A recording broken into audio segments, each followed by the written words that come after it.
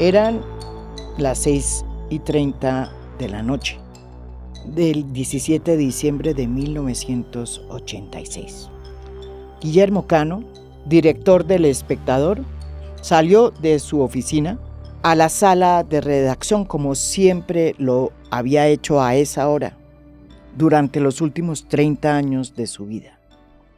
A su paso, alcanzó a despedirse de su hijo mayor, Juan Guillermo Cano, quien al verlo cruzó con él una mirada que le recordó lo que había sucedido el día anterior, cuando un conductor del diario había informado sobre la presencia de un sujeto que se movilizaba en una motocicleta blanca.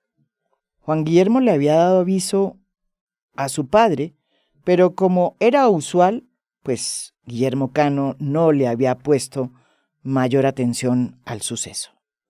Según su rutina, Guillermo Cano salió de su oficina a las 6:45 de la tarde, después de haber concedido una de las pocas entrevistas de su vida al programa en que se otorgaban los premios anuales de periodismo, una entrevista que hizo Cecilia Orozco, la actual directora de Noticias 1.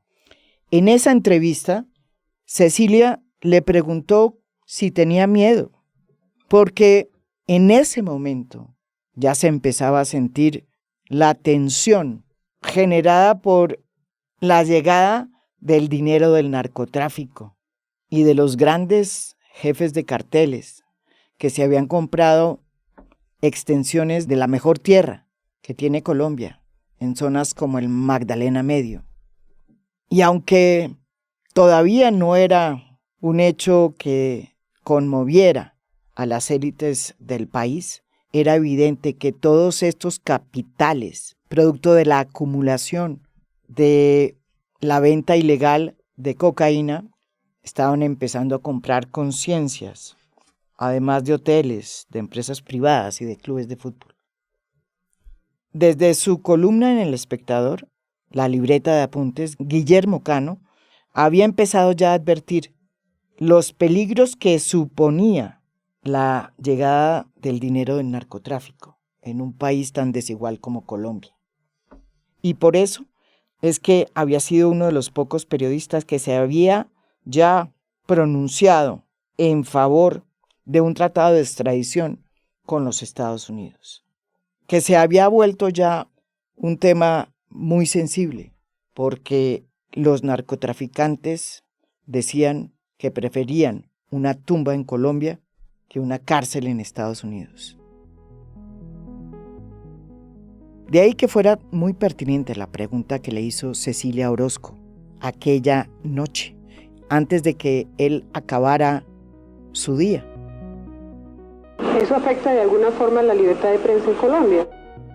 La respuesta que Guillermo Cano le dio fue la misma que él me había dado a mí años atrás, en 1982, cuando yo era reportera del Espectador y venía de hacer un reportaje sobre el M-19 en la selva, y a la vuelta, cuando salí del periódico y llegué a mi casa, un petardo voló la portada de mi casa.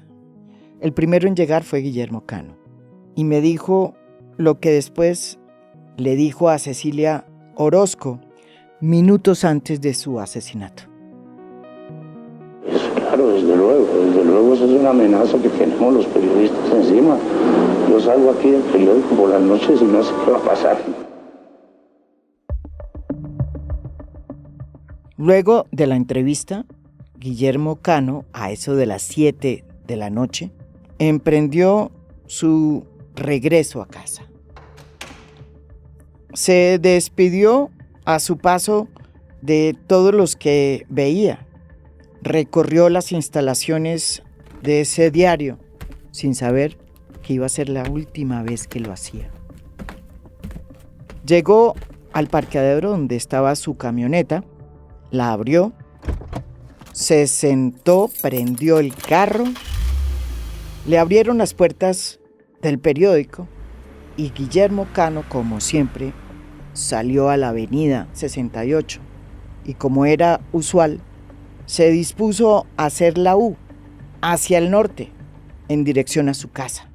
Precisamente cuando estaba haciendo esa maniobra, 2 sicarios en una moto, no mayores de 20 años, apostados a la salida del periódico, lo siguieron y dispararon contra su camioneta.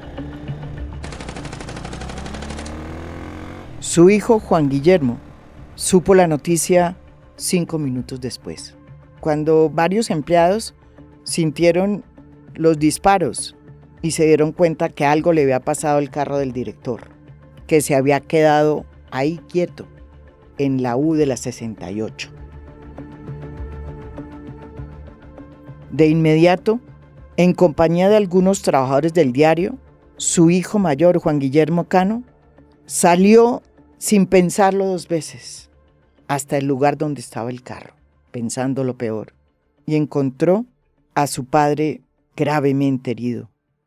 Logró sacar el cuerpo del vehículo y rápidamente transportarlo al hospital más cercano. Sin embargo, Guillermo Cano moriría en el trayecto.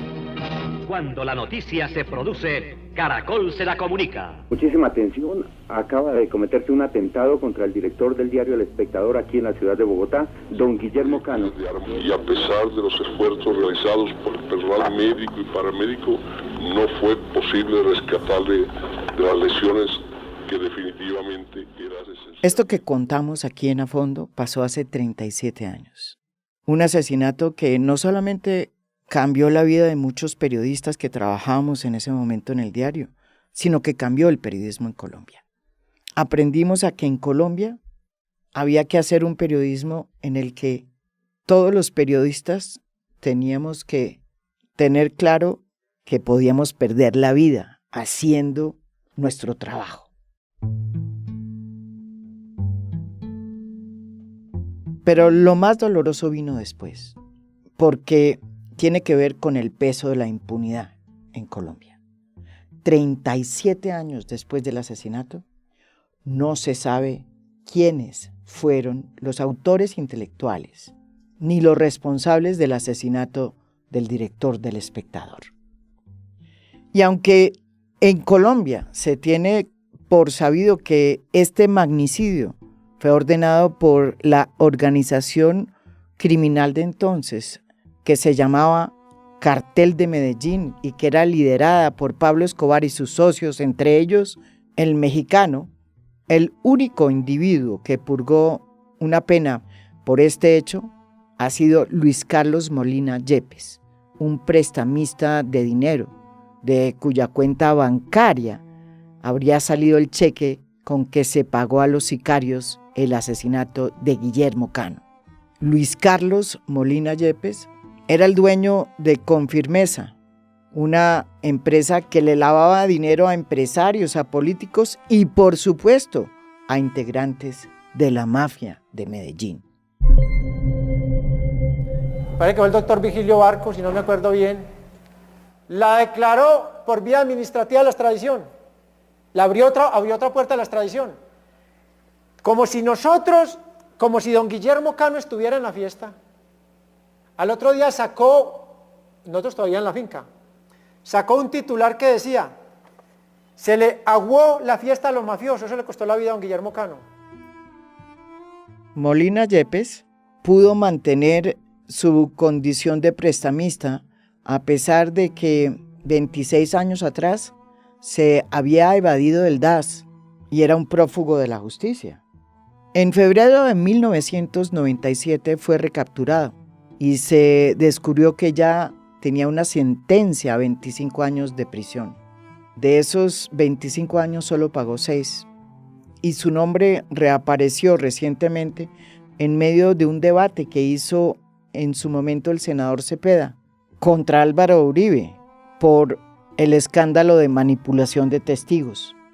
Y se trajo a colación de nuevo esa empresa de Molina Yepes y se descubrió que no solamente era una empresa a través de la cual se lavaba dinero de la mafia, sino que tenía una junta directiva muy importante, de la que en algún momento también entró a formar parte Álvaro Uribe Vélez.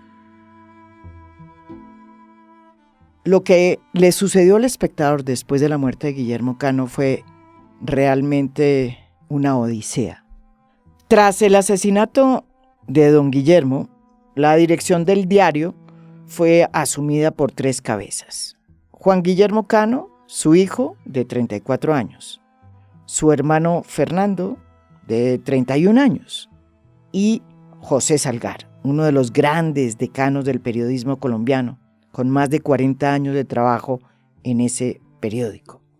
Recuerdo verlos llegar en esa época al periódico con chalecos antibalas y rodeados de numerosos guardaespaldas, más que simples directores de medios. Por la seguridad que les rodeaba, parecían ministros de Estado. Se habían reforzado considerablemente los mecanismos de seguridad a la entrada del periódico, y en la sala de redacción los agentes del DAS se confundían cada vez más con los reporteros. Todos los periodistas estábamos instruidos de que no podíamos usar las mismas rutas a nuestra salida del diario ni a la llegada de nuestras casas. Y todos teníamos que ir a hacer pruebas de polígono para aprender a usar las armas por si acaso se producía un ataque. Está aquí en A Fondo Fernando Cano, a quien le tocó asumir junto con su hermano Juan Guillermo y el difunto mono Salgar, José Salgar, la dirección del periódico El Espectador luego de que su padre fue asesinado. Así recuerda Fernando Cano esos momentos horribles en el que el periódico se convirtió en una obsesión del cartel de Medellín y empezó un asedio que convirtió al periódico en el blanco de la ira del narcotráfico. Nosotros que digamos que habíamos aprendido de don Guillermo Cano a estar a kilómetros de distancia de un arma y nos tocaba pues aprender para manejar en cualquier caso de emergencia, ¿no? Eso lo marcó a usted mucho, ¿no, Fernando? Sí, Esa no, época. pues claro, es que eso es, digamos que además que yo dejé de ser compañero de ustedes para volverme su director. Es correcto. En unos momentos tan tremendos, tan difíciles, pues es muy difícil. Porque Fernando se volvió el director. Había una... con Juan Guillermo. Con Juan Guillermo. Había una dirección colegiada, conjunta, no entre Fernando y Juan Guillermo. Y el mono Salgar. Y el mono Salgar, sí. Digamos que la línea directa siempre la tuvo muy clara don Guillermo.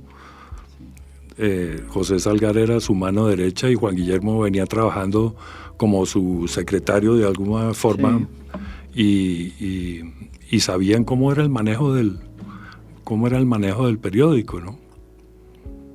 Pero sí, fueron años difíciles, ¿no?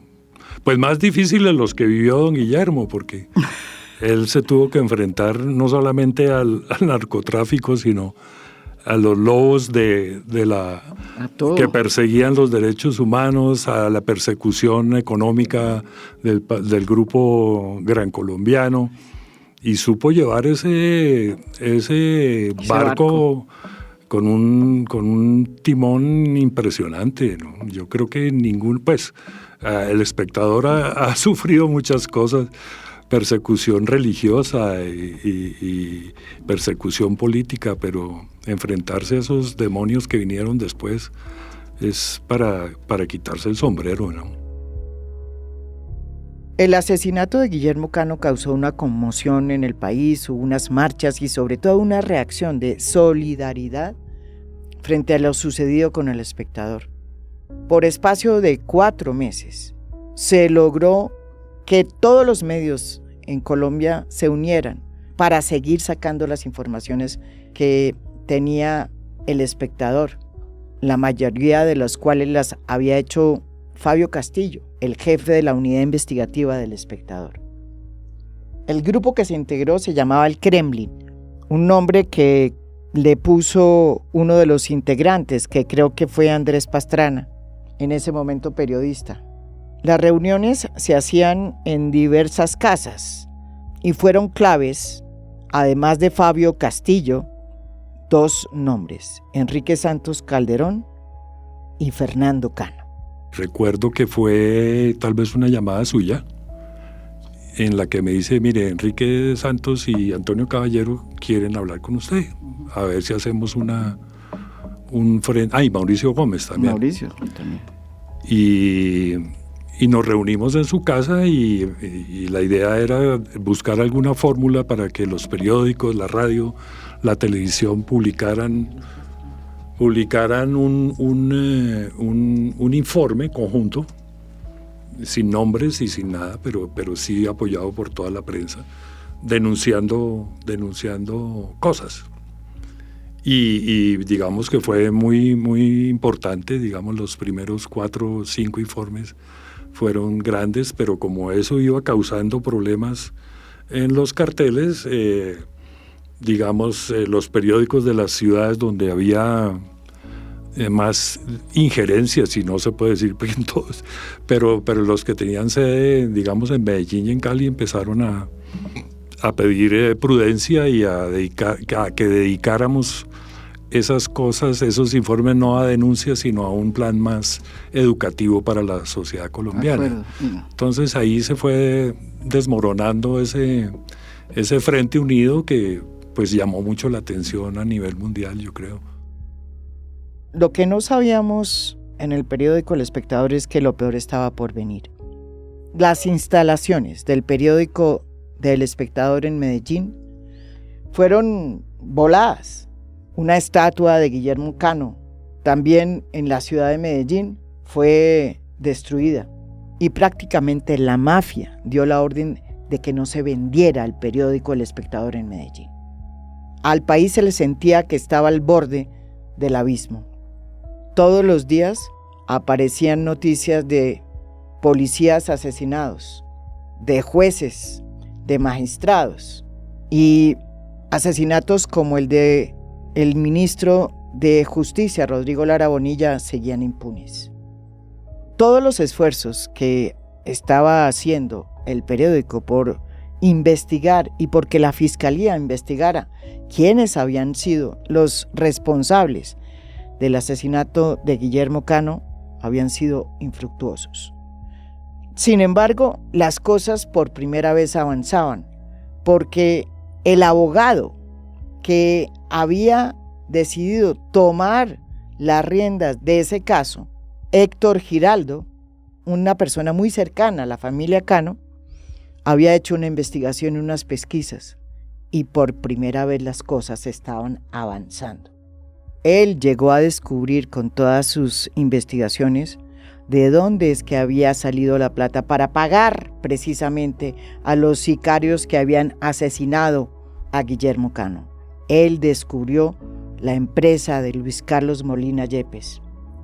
Sin embargo, cuando se sentía que las cosas estaban cambiando de rumbo, Giraldo fue acribillado el 29 de marzo de 1989 por 2 hombres que se movilizaban en motocicletas en el momento en que se detuvo en su coche ante un semáforo en una concurrida avenida del norte de la ciudad. Crimen que todavía sigue impune.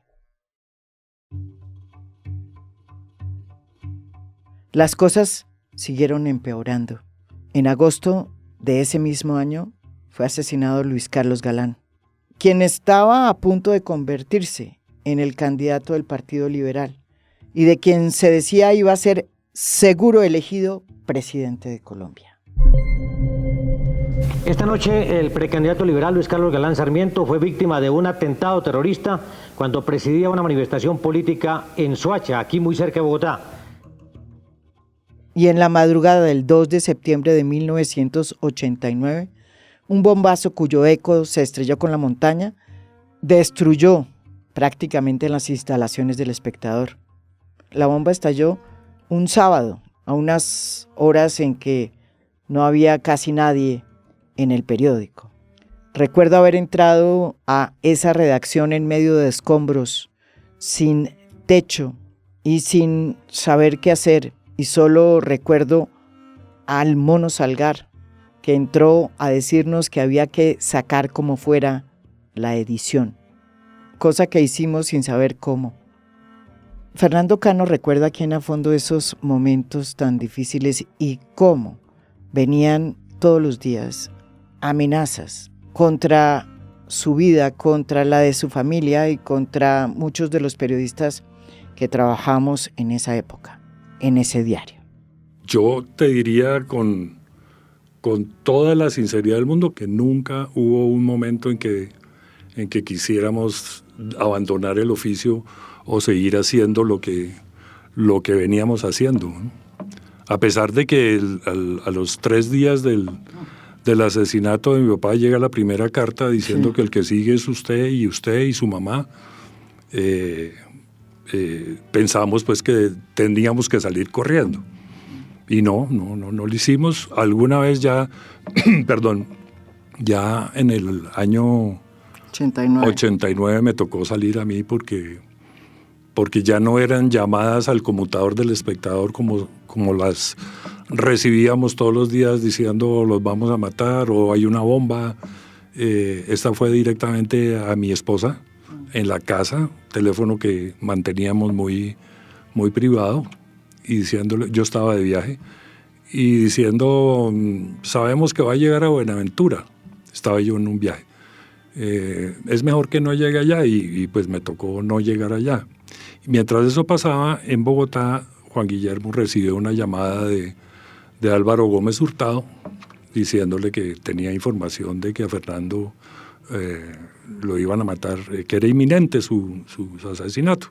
Y salimos unos meses de Colombia, y cuando matan a Galán, en agosto 28 tal vez, seguíamos en España y tomamos la decisión de volvernos. Decimos, o no volvemos nunca o volvemos ya. Y volvimos.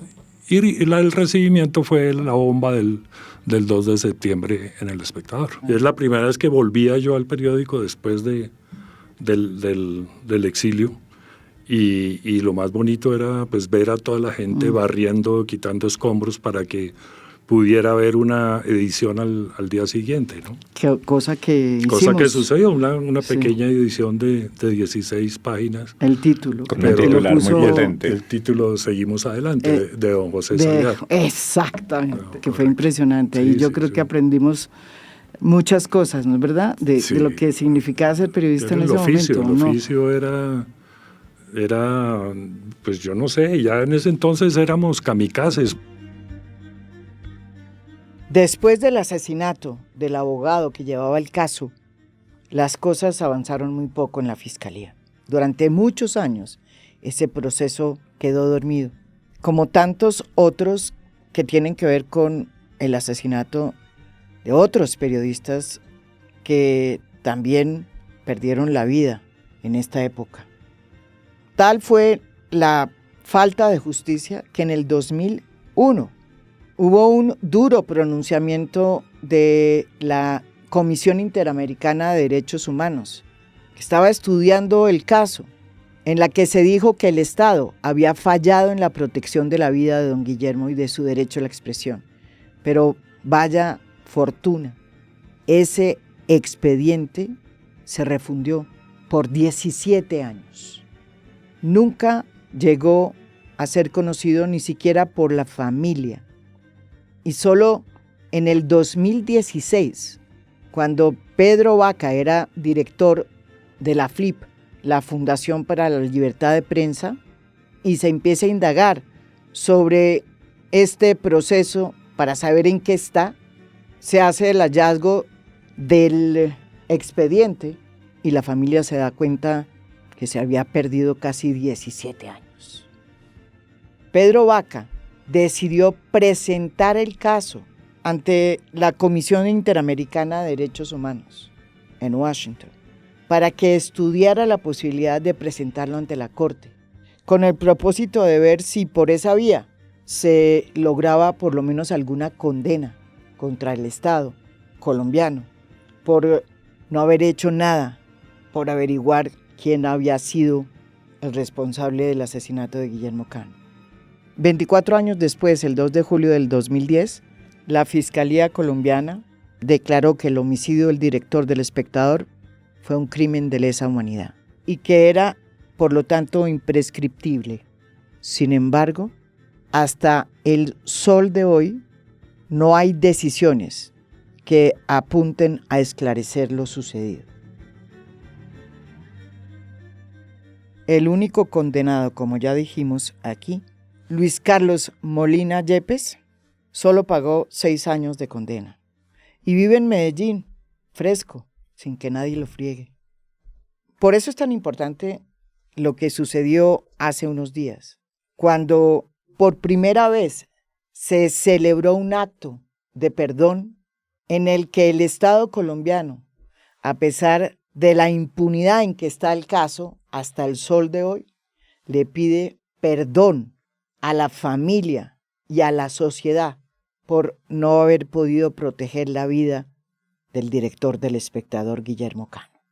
El encargado de hablar por parte del Estado fue el ministro de Justicia, Néstor Osuna. Miren lo que dijo. A lo largo de las exposiciones, disertaciones y del documental que hemos visto, creo que lo que se puede apreciar es que todos le fallamos a don Guillermo Cano, a su familia, al espectador, a los periodistas, y que como sociedad colombiana ahí rompimos nuestro compromiso de civilidad, de convivencia y de respeto a los derechos humanos. Jonathan Bock, director de la Fundación para la Libertad de Prensa, FLIP, estuvo en esa ceremonia, porque forma parte del grupo de ONGs que han venido trabajando desde tiempo atrás estos acercamientos entre el Estado y la familia. Él nos responde aquí en A Fondo cuál fue el sentido que se le quiso dar a esta ceremonia, en la que el Estado pidió perdón, así todavía la justicia en Colombia no haya podido descubrir quiénes fueron los asesinos de Guillermo Cano, y todavía reine la impunidad. Es una historia de impunidad dramática, ¿no? Yo creo que, por supuesto, todas las historias de impunidad, tú lo sabes muy bien, y muchos otros periodistas que han luchado también por poder acceder a justicia, pero esto tiene muchos elementos que los podemos ir conversando, pero que no solamente significó que la familia en determinado momento dijera, no queremos que nos represente nadie más porque los van a matar. A los abogados que asumieron las causas en un inicio los mataron, y a otros periodistas que estaban siguiendo. Pero no solo fue esa frustración en la justicia colombiana, sino que también en el momento al que llegan a la Comisión Interamericana de Derechos Humanos se encuentran con un momento que todavía no hemos encontrado qué fue lo que sucedió, pero donde hubo una declaración por parte de la comisión, un informe que durmió durante 17 años, que no se le notificó ni a los familiares ni al Estado, por alguna extraña razón que todavía no sabemos, y que hizo también que esa frustración ante una instancia que es la más importante en defensa de derechos humanos en América Latina, pues tampoco tuviera un resultado. Y creo que ahí, y quería comenzar y recordar unas palabras que dijo doña Ana María, quien era la esposa de Guillermo Cano, cuando se dirigió en el 2018 ante la comisión, y les dijo: muchos niños colombianos conocen la historia de Pablo Escobar por las series de televisión y películas. Allí lo muestran rico y poderoso y por eso quieren ser como él. Parece que sus padres no les contaron la realidad o no ven la necesidad de educarlos como hombres de bien. Pero ¿quién conoce la vida de Guillermo Cano?, ¿no? Les planteaba doña Ana María a los comisionados, diciéndoles también que además era la enésima vez que tenía que ir a contar la historia, que tenía que ir a relatar lo que había sucedido en esta larga historia de impunidad. A Fernando Cano lo conocí hace muchos años en la redacción del Espectador. Primero fue mi amigo y, como dijo acá, después mi jefe, luego de que Guillermo Cano, su padre, fuera asesinado. Así vivió Fernando esta ceremonia de perdón, que llega 37 años tarde. ¿Pero qué llega? Se le revuelve a uno una cantidad de hechos y de historias y de pasajes de la vida que quisiéramos que no se repitieran. Digamos que hay una cierta sensación como de, no sé cómo llamarlo, pero de alivio. Pero a la vez, como hablábamos en las palabras que dijimos o que dije yo en nombre de la familia, es que pues para nosotros llegó una respuesta, llegó 37 años después. Pero, por ejemplo, hay 165, si no recuerdo más, con Guillermo Cano serían 166 periodistas asesinados desde entonces. Entonces, pues sí, es un acto, digamos, que personalmente o para la familia es muy importante que se siga recordando y sobre todo que se nos diga por primera vez que sí hubo una falla en la protección y el derecho a expresarse libremente. Pero queda esa da vueltas en la conciencia, porque es que Colombia no sufrió únicamente la muerte de periodistas, sino había jueces, magistrados, policías que les pusieron el precio de 2 billones de pesos por cabeza, de profesionales de la investigación o de la educación que también les tocó o salir del país o dedicarse a otras cosas porque estaban siendo perseguidos. Entonces, yo pues quisiéramos también que aunque sea tarde, ese acto también lo reconozca el Estado y todo este proceso que se inició en el 2016 de buscar la reconciliación también siga adelante. Digamos que yo hablaba de que todos nos vamos quedando relegados en los cajones del olvido como un proceso natural, pero que existe una memoria colectiva que a las grandes personas o a los grandes momentos de cualquier sociedad se encarga como de volverlo a traer y volverlo a poner en la cotidianidad. Y el caso de Guillermo Cano pues fue eso. Por fortuna, 20 años después aparece la FLIP y pregunta, bueno, ¿qué pasó con el caso caso de Guillermo Cano? Fernando Cano, en las palabras que dio en la ceremonia, contó cómo este proceso nunca avanzó después del asesinato del abogado que llevaba el proceso, Héctor Giraldo, y cómo, a pesar de que en el año 1997 la Sociedad Interamericana de Prensa, SIP, llevó su caso hasta la Comisión Interamericana de Derechos Humanos, tampoco las cosas avanzaron. La Comisión Interamericana de Derechos Humanos abrió el caso y notificó al Estado colombiano. En espera de su respuesta, la Cancillería colombiana contestó que para ellos era inadmisible que se llevara el caso a esa instancia, con el argumento de que no era un crimen de Estado. Eso sucedió en el gobierno de Ernesto Samper y su canciller era María Emma Mejía. Luego vino el gobierno de Pastrana y la nueva Cancillería volvió a contestar en el año 2000 que la ola de violencia que vivió El Espectador luego del asesinato de Guillermo Cano no podía ser objeto de análisis de la CIDH y que ninguno de los dos temas, la violencia contra El Espectador y el asesinato de Guillermo Cano, podían ser revisados por este ente internacional. Finalmente, el 23 de enero del 2001, la CIDH concluye que el Estado colombiano había incumplido con su obligación de garantizar el derecho a la vida de Guillermo Cano Izaza. Poco había atendido su deber de investigar, juzgar y sancionar a los responsables.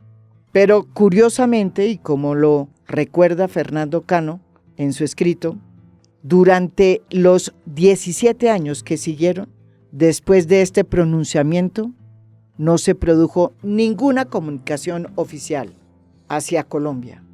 No se adelantó ningún oficio porque este documento se perdió.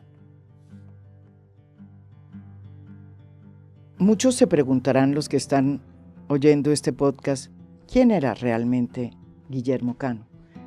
El director del Espectador que fue asesinado por la mafia de Medellín, por los carteles dirigidos por Pablo Escobar y compañía. Porque en estos 37 años, la verdad sea dicha, se ha vuelto más famoso el cartel de Medellín y Pablo Escobar que las víctimas que produjo el cartel de Medellín. Guillermo Cano era un hombre tímido, pero tremendamente apasionado por su profesión. Era un liberal de raca mandraca, progresista de los que ya no hay, que consideraba que el periodismo era un espacio independiente en el que se debía vigilar no solamente al poder político, así fuera liberal, como él lo era, sino al poder económico.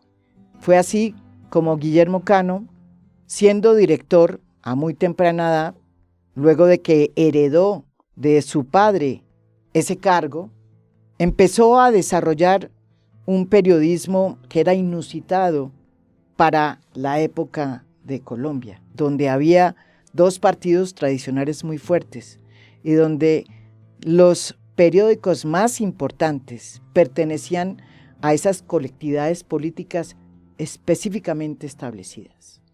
El Partido Conservador tenía El Siglo y La República. El Siglo de la Casa Gómez, de Laureano Gómez y de Álvaro Gómez, y La República, la Casa Ospina, de la casa del expresidente Ospina Pérez, conservador, desde luego.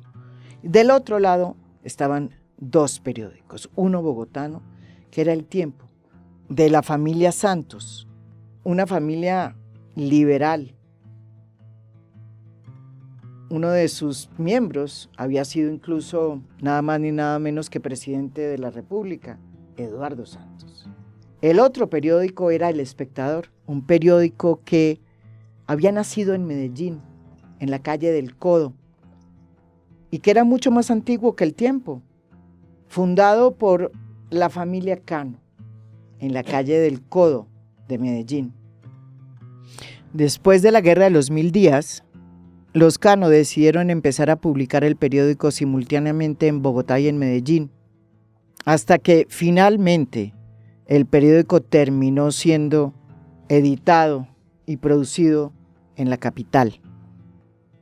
Guillermo Cano era el tercer Cano que dirigía ese periódico. Y aunque era, repito, liberal de pura cepa, nunca le tembló la mano para cuestionar también a gobiernos liberales, como sucedió en la época de López Miquelsen, un gobierno que fue duramente cuestionado por los editoriales de Guillermo Cano. Tampoco le tembló la mano para denunciar los abusos que cometió otro gobierno liberal, el de Julio César Turbay Ayala, en materia de derechos humanos. Fue el único director de un medio importante, de un medio nacional reconocido, que decidió formar parte del Foro de Derechos Humanos, un acto que fue visto por las élites capitalinas como una demostración de que el periódico, bajo la batuta de Guillermo Cano, se había corrido hacia la izquierda. Nunca le tembló la mano para denunciar los atropellos, ni a los derechos humanos, ni los atropellos cometidos por los grupos económicos. Y por eso fue que emprendió una investigación exhaustiva que expuso los abusos de poder del grupo económico más importante que había en Colombia en ese momento, el Grupo Gran Colombiano, que dirigía el todopoderoso Jaime Miquelsen. A pesar de todas las presiones que sufrió el periódico, presiones que terminaron cercándolo económicamente, porque lo asfixiaron en materia publicitaria, Guillermo Cano siguió investigando hasta que finalmente en el gobierno del presidente Belisario Betancur, Jaime Mikkelsen fue apresado. Sin embargo, toda esta faceta de Guillermo Cano, el periodista, se ha ido un poco borrando para darle paso al periodista que se enfrentó al narcotráfico, como si esa hubiera sido su primera y más importante batalla. Se equivocan. Guillermo Cano fue un periodista de 1000 batallas. Se enfrentó a los grupos económicos, se enfrentó a su propio partido y a los presidentes que abusaron del poder, y se enfrentó también a ese nuevo poder del narcotráfico. No le dio miedo. ¿Quién era Guillermo Cano? Su hijo, Fernando Cano, lo describe. Él tenía metido en su cabeza estaba el país, ¿no? Y estaba no el país como un ente abstracto, sino la gente que vivía ahí. Digamos que él entendía el oficio de periodista. Él decía que era una responsabilidad muy grande porque le permitían a él opinar de ciertas cosas. Entonces ese estar pendiente de los demás, pues su columna dominical antes de ser asesinado era la respuesta a la carta de una señora cuyo hijo se había desaparecido y le pedía el favor de que lo ayudara a buscar. Entonces él tenía los oídos sobre el país, sobre la gente más necesitada o más olvidada o pues no toleraba injusticias. Entonces yo creo que eso nos hizo ver el periodismo como un servicio social, tal vez, digamos así. Y él lo ejercía plenamente, ¿no? Digamos que el lema del periódico siempre era trabajar por los principios liberales, etcétera, etcétera, pero más allá era trabajar por la democracia colombiana. Entonces, yo creo que eso lo aprendimos bien y Fidel lo sigue haciendo todavía muy bien. Fidel es Fidel Cano, su primo, actual director del Espectador, diario que ya no pertenece a la familia Cano, porque a finales de los 90 fue vendido al Grupo Santo Domingo. Pero por esas vueltas que da la vida, esta ceremonia en donde el Estado le pide perdón a la familia de Guillermo Cano y a todos los periodistas de Colombia por no haber podido proteger su vida, coincide con el hecho de que un Cano, su sobrino, es el director de ese periódico, El Espectador.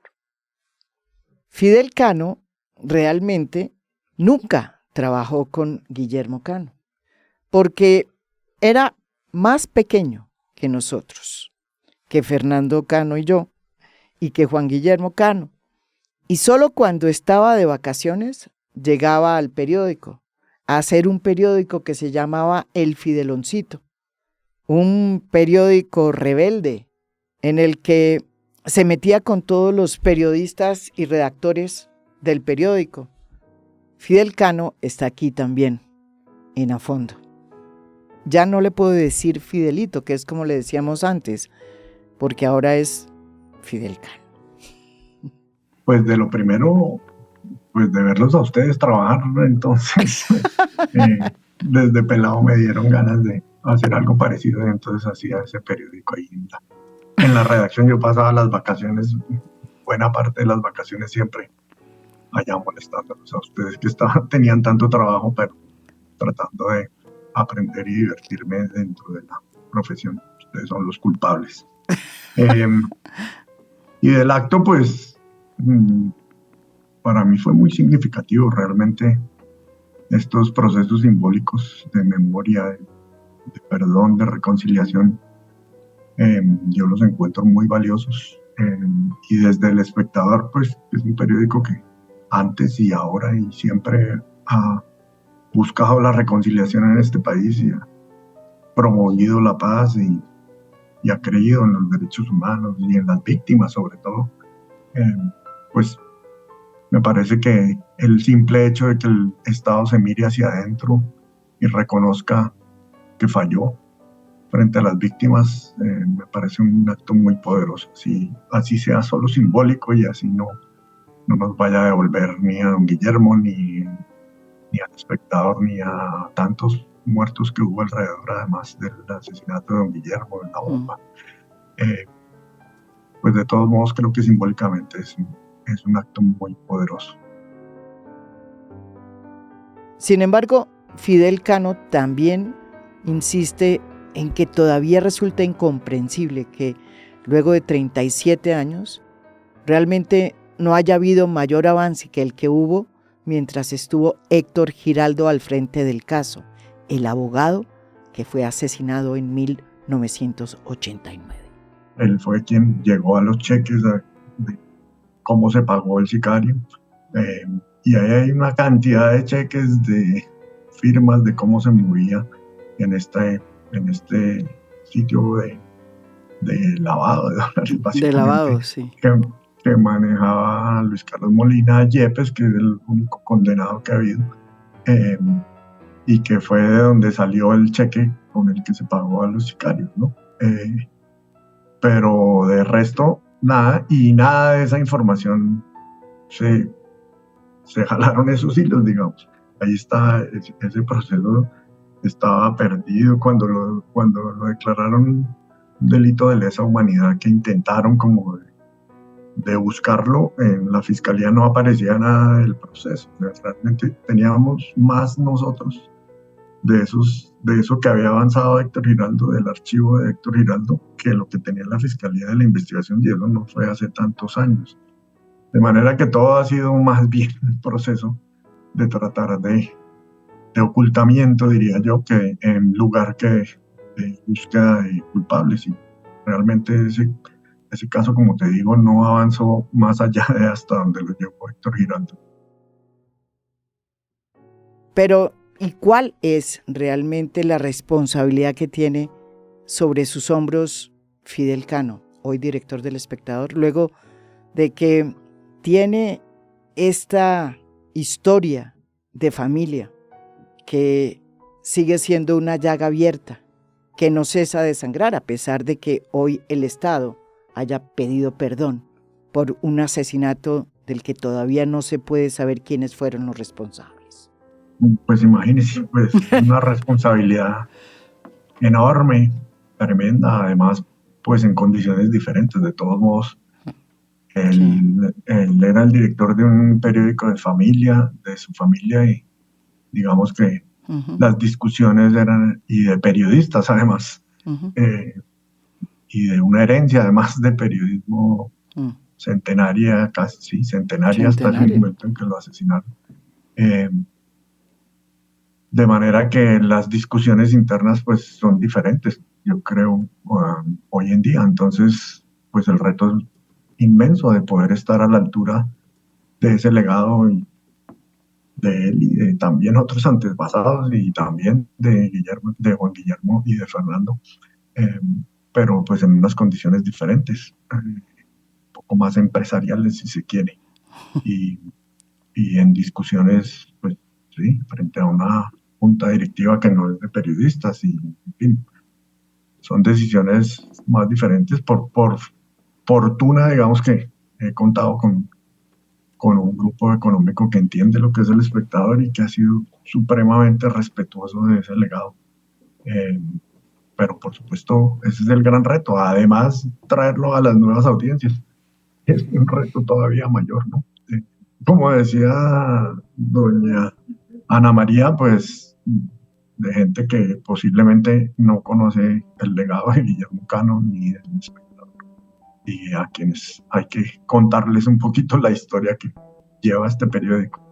Entonces, por supuesto que sí, él dice que es un gran peso, y pues sí, llamémoslo una gran responsabilidad, poder tratar de equilibrar tantas fuerzas. Pues imagínense el legado de don Guillermo, que yo creo que es para todo el periodismo nacional, pero un poco con lo que estaban hablando ahora, yo sí creo que los periodistas han perdido un poco esa pasión, digamos, del servicio ciudadano, de que realmente nuestros jefes son los ciudadanos y que nosotros nos debemos a ellos y que tenemos una responsabilidad con el país, con la sociedad en general. Y eso a veces se olvida, ¿no? En los periodistas más jóvenes hoy que están persiguiendo likes, seguidores y todo este tipo de cosas, es más difícil hacerlos entender lo importante que son para la gente, ¿no? Una columna como esa de don Guillermo, la última, curiosamente hoy estábamos en reunión de editores un poco hablando de cuál es nuestra relación real con las audiencias, y yo un poco les decía eso. Si alguien se toma la molestia de escribir un correo, así sea para regañarlo a uno, pues uno debe tomarlo en serio, y esa gente que valora lo que uno hace, si se toman la molestia de escribir. Y me acuerdo la imagen de don Guillermo todas las mañanas frente al muro que tenía la redacción, leyendo cartas y leyendo cartas, y duraba ahí 1 hora leyendo cartas que le llegaban ahí al buzón que quedaba sobre ese muro. Entonces yo creo que a veces perdemos mucho ese foco en lo importante que podemos ser para ayudarle a la gente que no tiene voz, y eso creo que es más importante que cualquier éxito en seguidores o en likes o cosas de ese tipo, en cosas masivas. Entonces creo que esa también es una enseñanza a don Guillermo. Por supuesto, pues poner por encima de cualquier otro interés, incluso poner la vida por delante, para servir al periodismo, al buen periodismo y la búsqueda de la verdad y de la decencia también. Yo creo que eso es una enseñanza tremenda de don Guillermo. Este podcast es un sentido homenaje que queríamos hacerle al maestro, al que nos enseñó a hacer periodismo y al que todos los días nos recordamos cada vez que pensamos lo difícil que es esta profesión. Quienes tuvimos la oportunidad de ser discípulos, seguimos esperando justicia. Bien, que venga un perdón y un reconocimiento por parte del Estado, pero se necesita justicia y verdad. Esto es A Fondo. Mi nombre es María Jimena Duzán.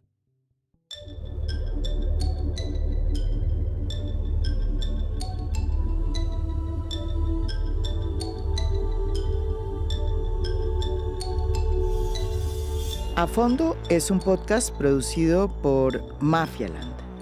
Productor general, Juan Pablo Conto. Gestora de audiencias, Beatriz Acevedo. Postproducción de audio, Daniel Chávez Mora. Música original del maestro Óscar Acevedo. Nos pueden escuchar también en mi canal de YouTube. Gracias por escuchar. Soy María Jimena Duzán.